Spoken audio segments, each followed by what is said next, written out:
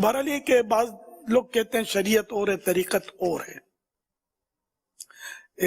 عام طور پر جو ابھی تھوڑی دیر پہلے جو گزرا تھا کہ لوہے کے کڑے پہنتے ہیں اور مزاروں پہ بعض پڑے ہوتے ہیں اور طرح طرح کی باتیں کر رہے ہوتے ہیں، نمازوں کا بھی کوئی اہتمام نہیں ہوتا، عورتوں کے جمگھٹ بھی ان کے پاس بعض اوقات ہوتے ہیں.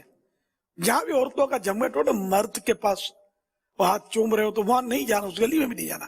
یہ آدمی صحیح نہیں ہے، بھلے اس کا داڑھی کا رنگ سفید ہو، چمڑی بھی سفید ہو، کوئی بات نہیں، وہ گناہ گار ہے. کہ پیارے آقا صلی اللہ تعالی علیہ وآلہ وسلم عورتوں سے بیعت لیتے تھے تو کبھی بھی آپ نے کسی عورت کے ہاتھ میں ہاتھ نہیں دیا. یہاں تو عورتیں نہ محرم عورتیں ہاتھ چوم رہی ہوتی ہیں. محرم عورت اگر اپنے پیر کا کہ جیسے باپ پیر ہے، یہ بیٹی ہے، ہاتھ چومے تو کوئی مسئلہ نہیں ہے، ہاتھ میں ہاتھ دے تو بھی کوئی مسئلہ نہیں ہے. لیکن جنرل جو میں جو کہتا ہوں آپ سمجھتے ہوں گے، جس طرح ہو رہا، پاؤں بھی دبا رہی ہوتی ہیں، بہت کچھ ہو رہا ہوتا ہے. تو ایسے یہ آستانے نہیں ہیں. یہ مطلب ہے کہ اسلام سے دور کرنے کے ٹھکانے ہیں، ان سے دور بھاگنا ہے. یہ گلی میں بھی نہیں گزرنا ہے، ورنہ کہیں کے نہیں رہیں گے.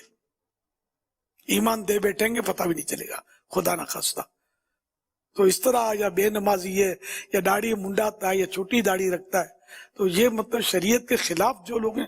جب خود ہی شریعت کے خلاف ہیں تو دوسروں کیا شریعت پر چلائیں گے. مرشد تو رشد و ہدایت کرتا ہے، نیکی کی دعوت دیتا ہے، اپنے مرید کو اچھے راستے دکھاتا ہے، جنت کی راہ چلاتا ہے. اب یہ کون سا پیر ہے جو شیطان کا راستہ دکھا رہا ہے اور جنت سے دور کر کے جہنم کے قریب کرنے کے درپائے ہے. اللہ کریم ایسوں سے ہم سب کو محفوظ رکھے. صلو علی الحبیب صلی اللہ تعالی علی محمد. تو شریعت اور طریقت کو الگ الگ کہنا، شریعت اور ہے، یہ مولویوں کا راستہ ہے، ہم لوگ تو فقیر لوگ ہیں، ہم طریقت والے لوگ ہیں. تو یہ گمراہی ہے. ایسا شخص گمراہ بددین جو سمجھتا ہے اس کے باوجود یہ کہہ رہا ہے، تو وہ یہ گمراہ اور بددین ہے. صلو علی الحبیب صلی اللہ تعالی علی محمد.